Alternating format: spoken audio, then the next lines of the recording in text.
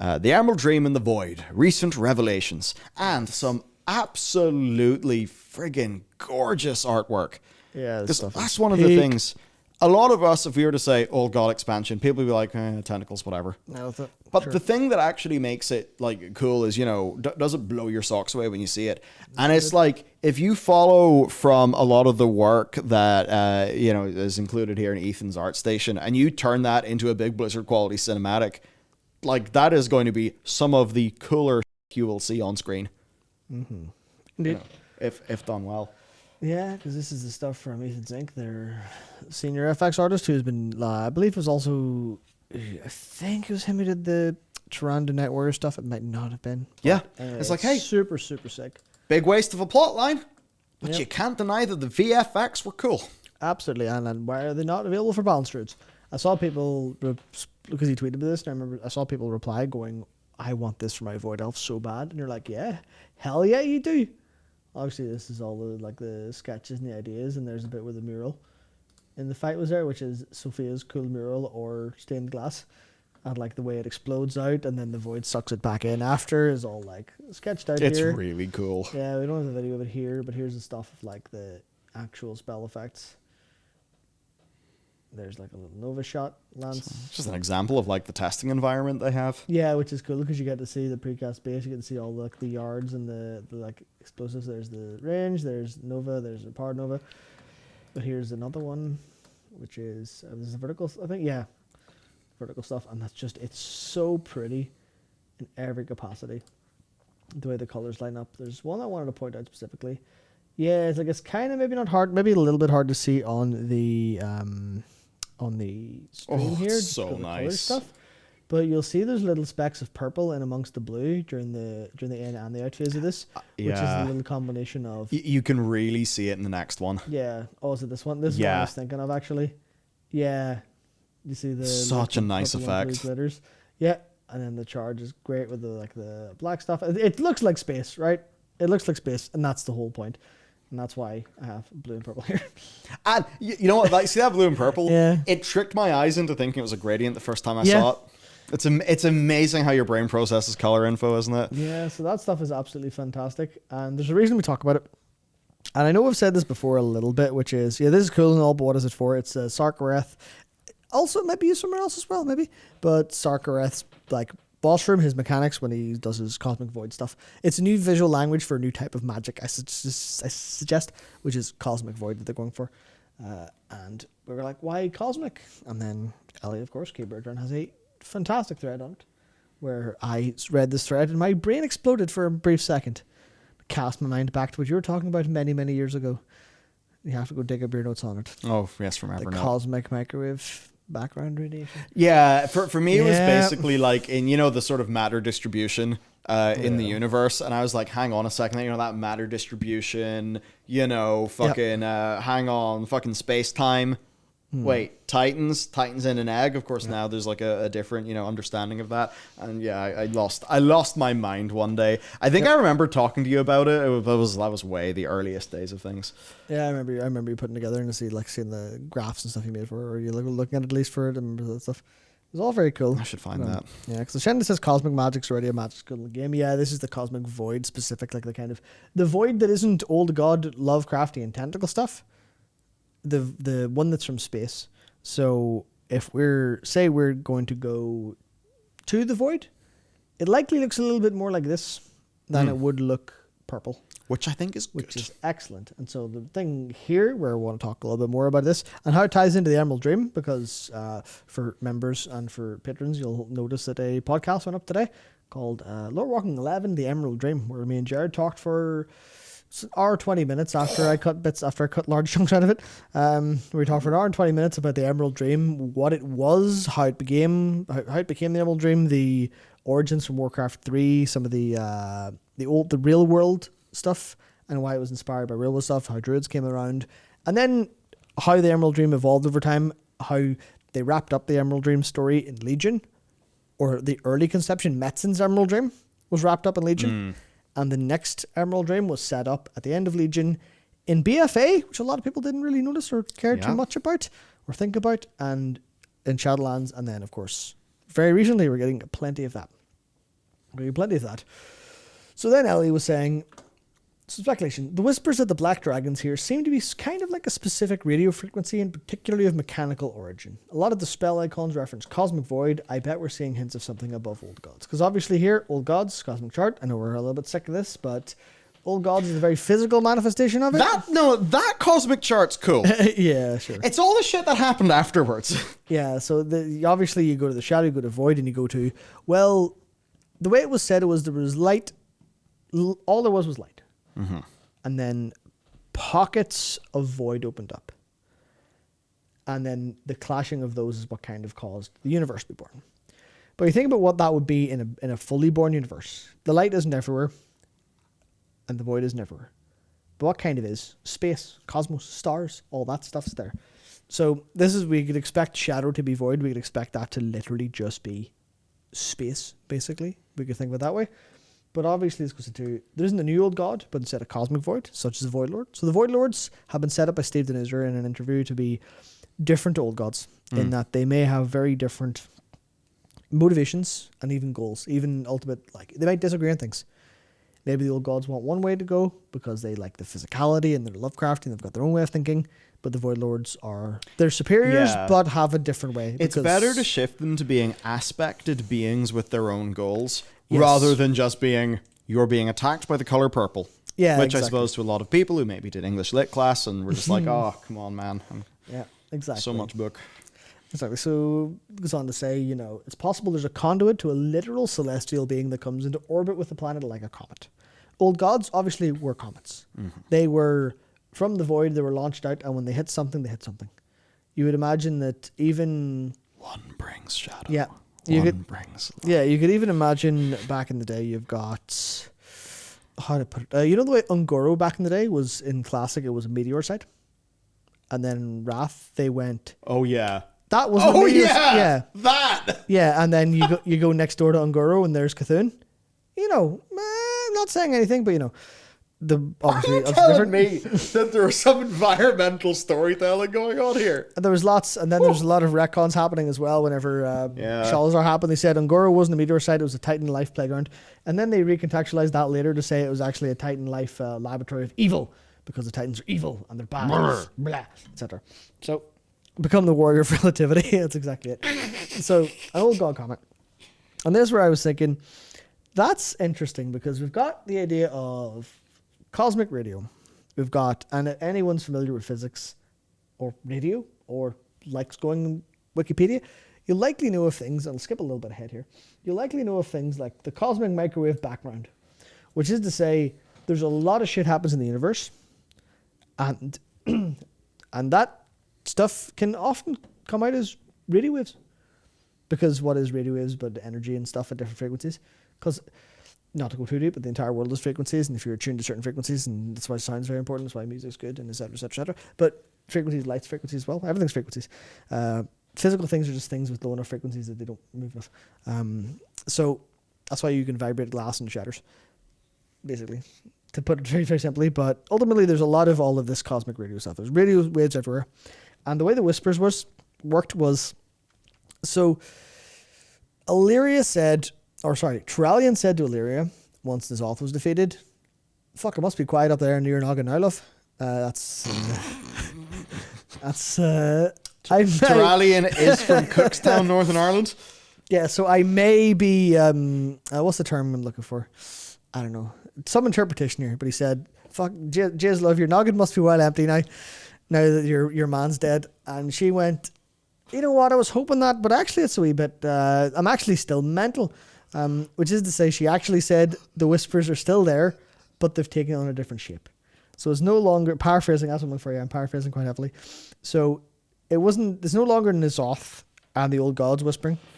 It's other whispers, likely from further afield. Now, they could be another old god somewhere that's doing it, and the Zoth was blocking it, or was louder than it. But the way it works is, if you've got a, now I'm not like a ham radio amateur operator or anything, but I'm sure if you have a big signal and a smaller signal outside, you'll not be able to get the smaller signal outside because the big signal's too much.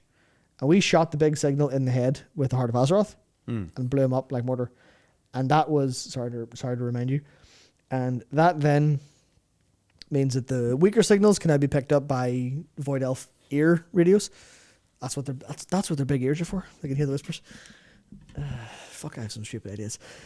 But yeah, so getting to the point, cosmic radio stuff all over the place. There might be literal radio. The whispers might be coming from the cosmos and just going everywhere at once, but they're hitting the planet. Yeah, you get all signals. You can't distinguish the one. It's basically something insane here. It's basically that, right? So to continue forward and start making some actual fucking sense, let's talk about the Emerald Dream. Keep the idea of a cosmic radio and this cosmic void force buffeting the planet at all times. Keep that in your head, especially when N'Zoth was holding it off. N'Zoth was maybe, he was the loud signal, so this stuff is now new to us. This is the Warcraft 3 manual. When it loads. And I'm not going to read it all out, but it's cool. We go down here. No, that's not right. I've translated Illyria into Ulster Scots for you. Please don't do that. So we go down here, and this is stuff from the Warcraft 3 manual. And I'm bringing it up specifically because I think it's... The Emerald Dream and the Void are tied together in a way we'll get into shortly. But think about this. Ysera regulated the ebb and flow of nature and the evolutionary path of the world itself. This was to say, the way every time you saw Ysera, she was like busy in the dream.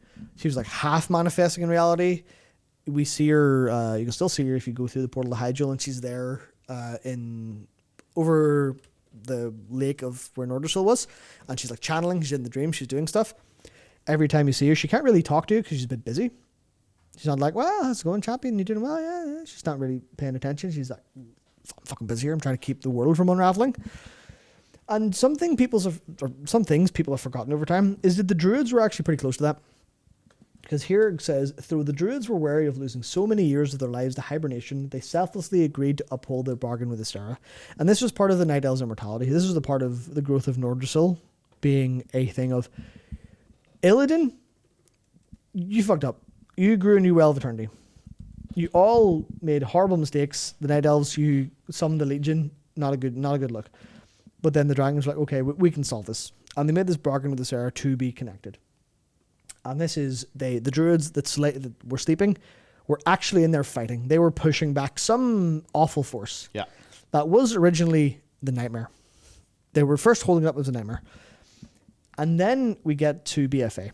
And this is obviously, there's a large time skip. There's lots of stuff in the Emerald Dream, but it's all ultimately the Nightmare story, the Dragons of Nightmare. There's the stuff with Fandral. There's the corruption from Yogg-Saron in Andrassil, which then gets destroyed and becomes Vordrassil, the Broken Crown. There's Xavius's branch been crafted onto Teldrassil by Fandral because he's a dickhead, to put it lightly. And also, he's also the one who, the Marrow Grain we turned into Fandral in Classic, that was what was keeping Malfurion in a coma and asleep that whole time. So Tyrande really should kill us for being idiots. But that was all solved. It was solved in Stormrage. It was solved again in Val Shiraz because they kind of retreaded stuff. That was the end of that. So now we get into the BFA stuff. And this we're going to Marithra and going, hello, Marithra, we need to make the Dragon Soul again, but it's a necklace and this won't go wrong, we promise. And she goes, fuck it, all right, no worries. We've been busy here. Could you give me a hand? So we have little time, so I'll brief. The Emerald Dream is under attack. The Shadows of the Void are on the rise. Shadows of the Void are on the rise. And not even the Dream is beyond their reach. And this is something you'll remember, the Remnant of the Void, which is you go into the heart of the Dream after defeating Xavius, and there's a ghost of Ysera walks into a cave, kind of leading you in there, and you go, what the fuck is this? And there's a little void flower. Yep. And we kind of went, sweet, no worries. It was the golden age of speculation. Yep. So this was... Xal'atath had something to say about that, obviously, because Xal'atath had a lot to say on Legion. Xal'atath was saying, almost completely gone, as if it never existed. But the rift is deep and vast, and somewhere down there it stirs. Something has changed. The last prison weakens. We must prepare. And Ascendant has pointed out the Remnant of the Void was destroyed in BFA. Correct. However, this is dialogue. Thanks for falling into my trap. Marithra said this after we did all this. Right after it, we literally did that and, all sorted. There's nothing more you can do for us here, champion. You have the power you sought, and the Emerald Dream is fighting back against the Void. Bring this dragon scale back to Magni and the others. I will meet you in the Chamber of Heart to help infuse it into the heart of Azeroth. As for my flight, our long vigil must continue, or we will be lost to the Void. Which implies that what used to be, hey, the Greens are back Warcraft 3, regulating the ebb and flow in nature. Mm-hmm. That's all they're doing. Back there, it's just We're guiding life so it doesn't go Big mental. gardeners. Yeah, because you could even imagine that in the case of, okay, what happens when evolution is left unchecked? And then you go, I remember Warlords of Draenor. Or was it you called it last week, Warlords of Paymore? Warlords of Paymore. The Everbloom was there. And that's what happens when life gets out of control. So you go, okay, Astera was stopping them. Astera was going, this shit, grow nicely, life. Trimming all the edges off the leaves of nature itself. And the druids were helping her out with that. Then we go to the Legion, or the Nightmare, introduced by Xavius, introduced by Yogg-Saron and Azoth. And they were fighting that back for so long. We sorted that out. Yeah, the Everbloom was due to the elemental spirit, but you could argue, similar, the same concept. Not the same literal logical steps, but the same idea of... I want to do a video about the Everbloom, like all of that for such a long time. And it's actually been set up as being a threat in Azeroth too. Yeah, it was, yeah. Because your lads fucking escaped. Yep, from the Makar, yeah. So that's even could be tied in there. But ultimately, we get to the point of, that's all sorted out. Now it's the Void time. And this is Mirthra literally going, the Green Dragons... Because believe it or not, we've been kind of wondering this expansion, the fuck are the Green Dragons in? They're like, hey, Emerald Dream, we're doing that. And we're like, yeah, but what does that mean? Does that mean you're just all asleep, you lazy But ultimately the point is, we check back and we see we will be lost to the void. So here's where it comes together. You know the way N'Zoth was a big signal, and he may have been blocking some whispers. What if the Emerald Dream is an EM barrier to these cosmic void radio waves? Because, and this isn't pulled out of my ass, don't you worry. Let's go to Eyes of the Earth Mother. This is really compelling. So, the moon reflects the sun. Of course, it has a light side. But it has a dark side, where there's no light. So the moon is light and shadow. But it's reflecting the light onto us. As we learned in, of course, Transformers, Dark of the Moon. Exactly, dark side. Yeah, absolutely, yes. Oh, no, it's not the dark side of the moon. It's just dark of the moon. To be fair, that's way cooler. Yeah, so what if the dark side is also reflecting something? Ancient Aliens Math Edition? Hell yeah. Absolutely. Have we talked about how close decay magic is to the suspected location of the New World Tree? No, Prof Tart, I haven't thought about that. I'll put that in the queue for thoughts. It's very full. So, when the Earth Mother wakes, the elements show this from Eyes of the Earth Mother. When the Earth Mother wakes, the elements show her how rest has allowed new life to thrive. So obviously, Azeroth goes to sleep, there's some spirit left over, elements are all doing the good job, and then you look at Primal, you look at the Primalists, and go, yeah, you were doing a pretty good job before the Titan showed up. Cool. That's what this is about, basically. Life thrives, Shu Hallows show up, etc., etc. So he teaches her children, who are Musha and Anshe, the sun and the moon, to bring about the changes of season. And obviously, of course, this is very metaphorical, of course. But we're going to take it closer to literally, or at least follow concepts through. The sun and the moon hold them off. This is the shadows, this is the void, this is the old gods, etc. Hold them off for the elements' aid. But Anshe sustains a wound that Musha is unable to heal. So I was like, okay, well, what does that possibly mean? The bleeding of light? The eventual burning out of the sun? Because that makes sense. If you're bleeding, you're going to die eventually. That lines up with the Naru, who run out of light and turn into the void.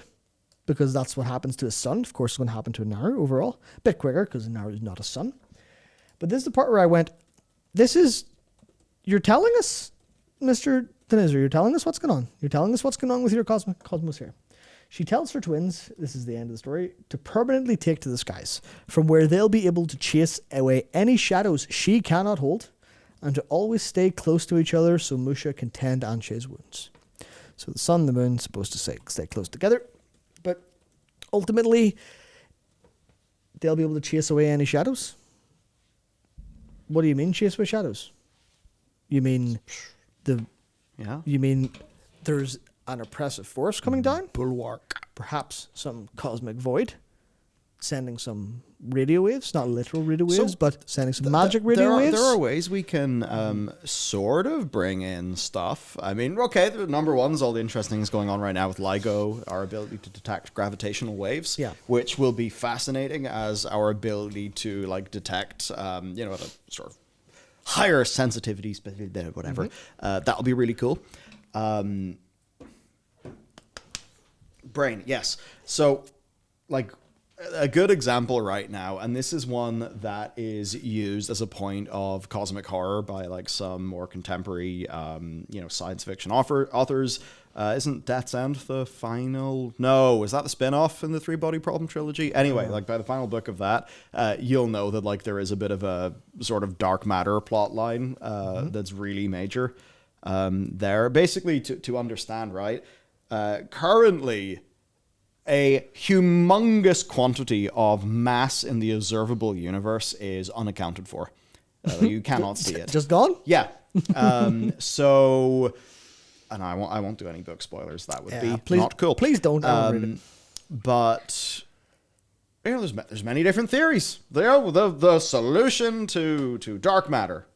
We're working on it. But it is essentially what is accelerating, sort of fueling whatever the expansion of the universe. Now, the expansion of the universe, is just out. The void encroaching. Even though the universe death of the universe.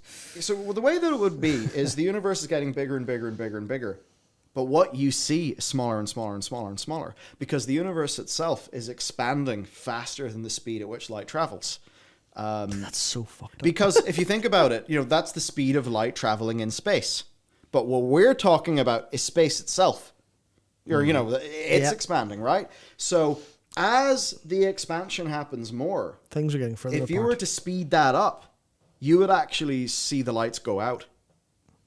That's so horrifying. Yeah. So it doesn't quite look like you're going out. What it looks like is the darkness is closing in. The expansion of the universe is like, everything. Just imagine it's all stretched apart and apart and apart and apart and apart.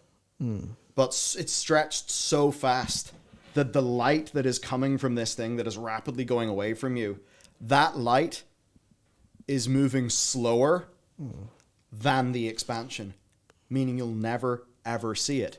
So right now, when we talk about seeing the very edge of the universe, that's false. That's the edge of the observable universe. And that is the small bubble at which, we can detect that light. Because anything else outside of that, we cannot detect. It is gone forever. Unless we somehow circumvent physics as we currently understand it. And the thing that is accelerating, because expansion is accelerating, the thing that is accelerating that, the current thought is that is something to do with dark matter anyway. Dark energy, perhaps. So the reason why I bring this up is because, reality's stranger than fiction, right? That's one of the things when we were doing Pale Beyond, we constantly were like, no, we don't need to do that because reality's stranger than fiction. We just need to read the accounts of these people and take inspiration from the actual shit that happens. So when you're telling stories, you can take inspiration from real physics, real science. And that is why, say, Game of Thrones feels really good. Because Game of Thrones is still saying reality's weird, reality is weirder than fantasy.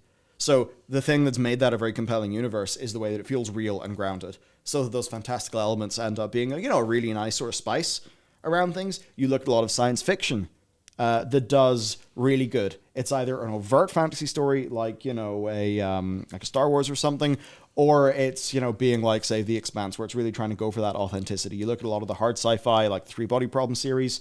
The reason why those things are good is because they are jazzing on creative interpretations of real shit.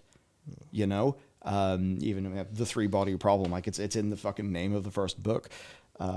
So this is all to say that you can, in the same way that you maybe would look to history, the same way that you look to mythology, everyone likes to reference those Greeks, you can do that with a lot of these cosmic concepts. And it's really, it is cool and it's really interesting. And I think a lot of people in WoW are, scared of that kind of thing.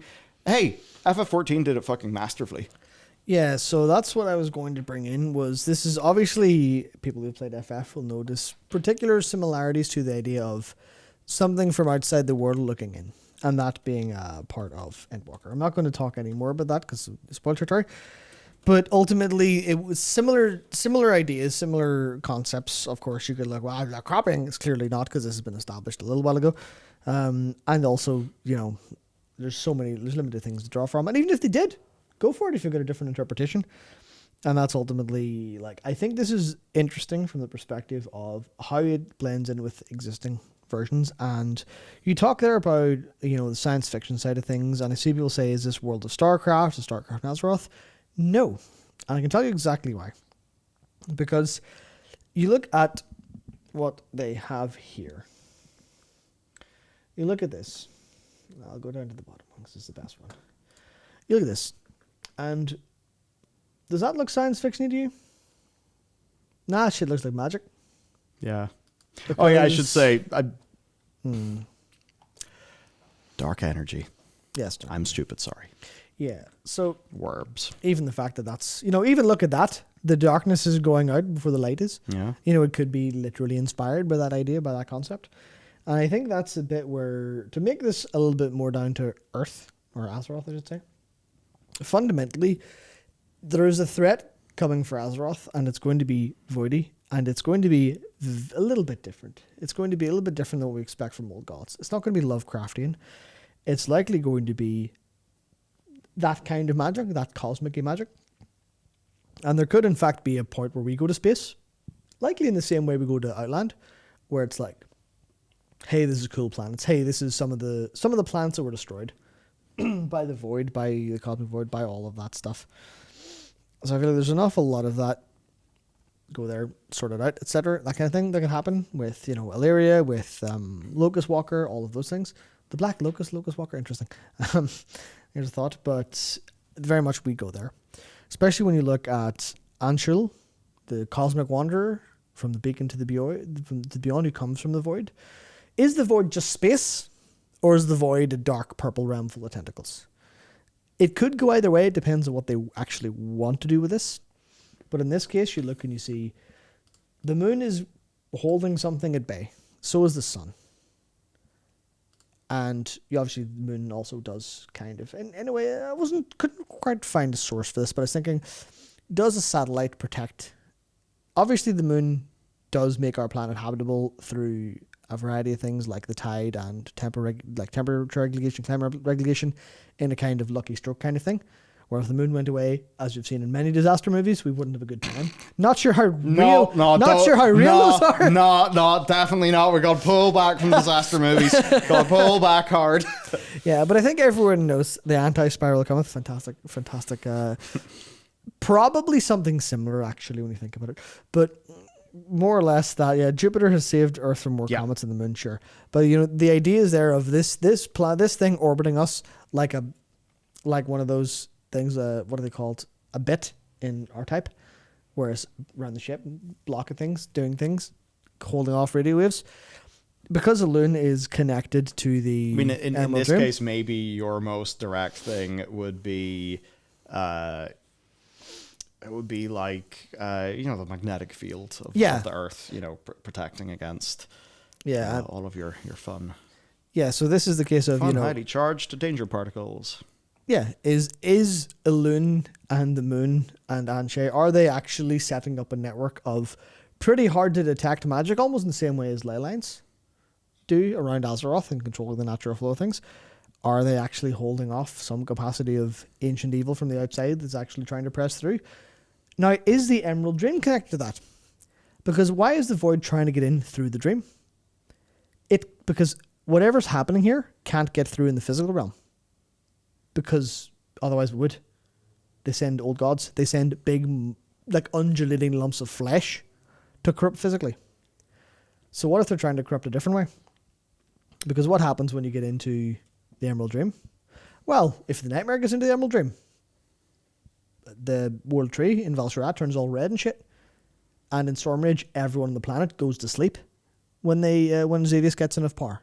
Because that's something that actually happened. Everyone except a handful of core characters stayed awake and saved the day, which is actually really interesting and really fucking scary when you think about it, and how it's never referenced in any canon ever, except it's definitely canon because Xavius is in the Rift of Allen, which was established then. So that's the stuff that's really interesting. And the Emerald Dream then maybe ends up being this thing that's, maybe it's an EM barrier that's a different wavelength, but like a spirit realm that's holding back the cosmic void and the way it's pressing in. And obviously that sounds pretty high concept, But you pull that down into... Yeah, it's like, I don't think we'd call it a, EM. Like, you'd just say it is great density of a form of magic that is able to... it's a magic barrier that's holding the cosmos away, because that's why they need to send big lumps of flesh through, because they can't get through the barrier. And maybe Nizal's death has maybe made it a little bit more obvious there. So I mean, you look at Ulgal, what do you think of? Like, you think of cancer. Yeah, exactly. Which is, corrupted void life. Yeah, it's obviously what it's supposed to be. Yeah. In every capacity. So you look at what's the space version of that, and we've got an as Maria says, we've got an anti-void deflector shield on the moon. So in our case, right, I suppose you could say with our moon being very connected to a loon, you could just say that I suppose as Jupiter will do a lot of fucking cosmic garbage collection and help us out. You could say that whatever is going on there. I mean, look at Elunaria that we visit in Antorus. Maybe there is something on that moon of Azeroth that is particularly important. This has not been done in another critically acclaimed MMORPG that has a free trial up to a certain expansion. Yeah. But that's a totally cool thing to do. And in WoW, it has been long set up because of the various forms of religious worship regarding the moon. So I think that's a totally reasonable thing to do. You think about Anshul, the cosmic wanderer, and that stuff's really interesting. You maybe think about rogue planets. Rogue planets are really cool. It's a lot of really really amazing sort of imagination inspiring just fucking theories and just shit floating around about rogue planets. There's always cool points of inspiration there. It's definitely, I mean, it's not a movie, it's a science fiction movie, definitely not a hard science fiction movie, but Melancholia, a good old Lars von Trier, this is just depressing movie. It is of course concerning a rogue planet, which is there's sort of plenty. But you think about Cosmic Wanderer, it's like, what could that be? It's all fairly cool. Yeah, that's, I think, rogue planets, I'm a druid planets. There we go. Oh yeah, hell yeah. Because it's 10 o'clock, we should probably pull the segment to a close and end the stream. But what I want to say, and the whole point of this segment, is that the Emerald Dream is connected to the Void. And with the new Cosmic Void stuff, they're very much pushing forward the idea that the Void isn't tentacle weird shit anymore. It's space. It's the space between space. It's where all the light doesn't touch. It's that primordial darkness up there that we all love to see. We all look to go up. And you look at how connected the balance druids are to the cosmos and how closely that's getting. And that's another point of just everyone's on the wavelength. This is nature. In the same way you go to Ardenweald and it's the death side of nature. And nature is, nature is plants. Nature is trees. Nature is also dead plants and dead trees and dead animals. Nature is also stars. Because this is something, and I had the most clutch idea of all time recording that podcast on Little Working Animal Dream, where I was able to pull it back from... We opened up talking about animism.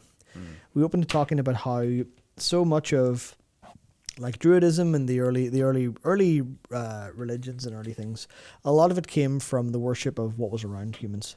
Because you don't have a lot of stuff in your head, like all these modern concepts of modern thinking and meta-narrative and all that things, and you're thinking about, what am I going to watch tonight, what am I going to eat? Is World of Warcraft good yet? Should I go back to it?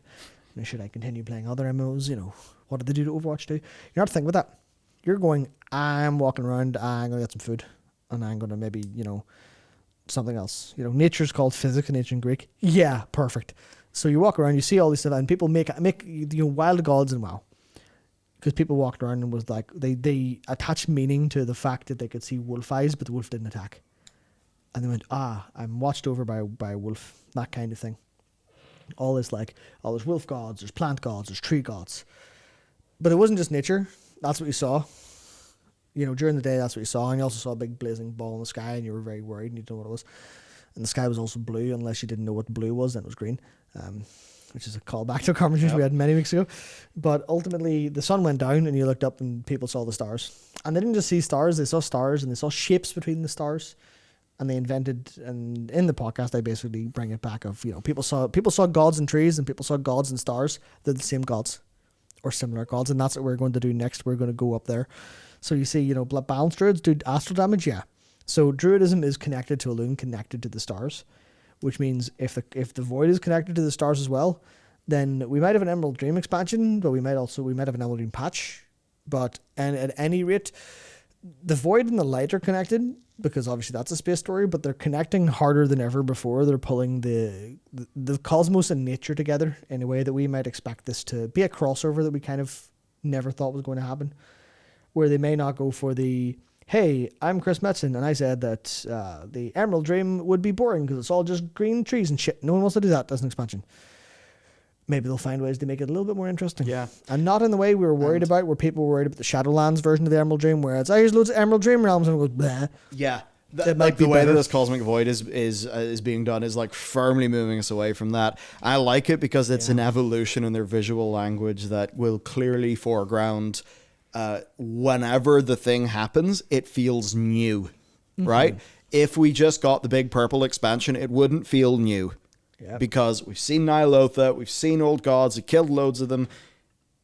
We see, the big, like, sort of black, blue, horror, deeply unsettling, shakes the sort of foundations of the way you see things. Like, that could feel like a true big expansion. Sure could. That's a way where you could see a rift opening up in the sky to something very spooky. Maybe the Cosmic Wanderer just pops up.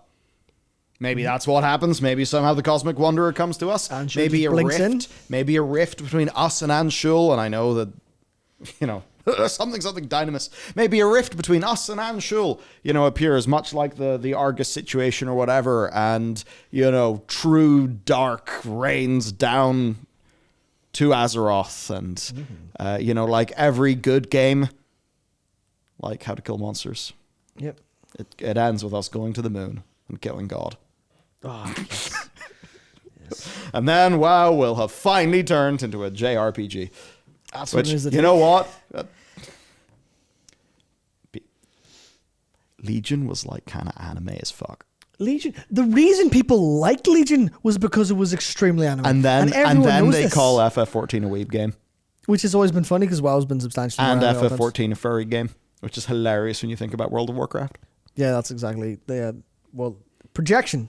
Learn what projection is and stop doing it. So, yes, the things that make for a lot of anime stuff just being cool is exactly what Legion channeled. Here's an example. Imagine a Sarkareth boss room. But it's not a Sarkareth boss room. It's a Zera boss room. And it's not a boss room.